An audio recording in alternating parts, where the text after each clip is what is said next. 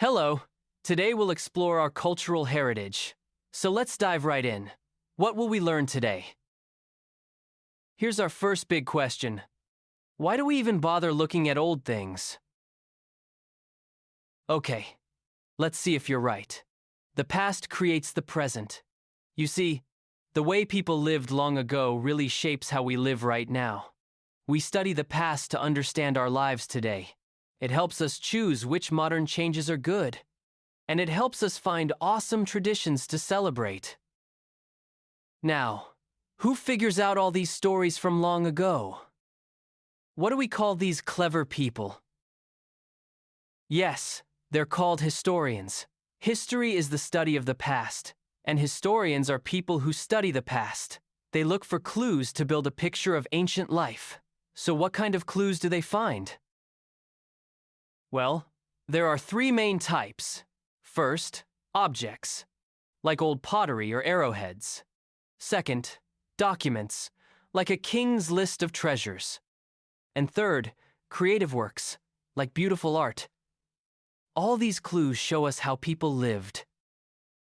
Now, let's think about something else. Why are there so many different cultures in the world?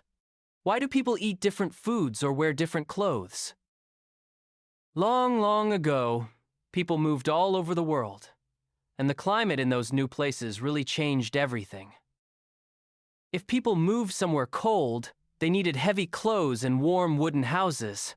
But if they moved somewhere hot, like the desert, they needed lighter clothes, different tents, and different food. The climate decided what they could do. We keep using the word culture, but what is a culture anyway? Culture is the way of life of a people. It's how people express themselves. It's language, songs, food, and traditions passed down for thousands of years. It's exactly what makes every group special. Let's move on to our next big mystery. How do civilizations develop? Here's how a civilization grows. First, early groups grow in number, which made them stronger. Then, groups join together to form a community. After that, one strong group might lead the others and create a kingdom. Finally, a powerful ruler spreads their influence over many countries and creates a giant empire. When an empire lasts a really long time, people start sharing. Everyone in the empire starts to speak the same language, wear similar clothes, and use the same money. They even share art styles and ways to measure things. Can you name a great civilization from the past? Let's look at these amazing examples.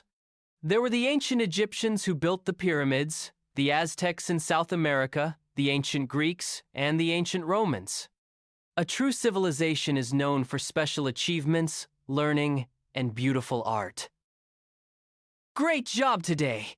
You were amazing! Now, I have one last question for you.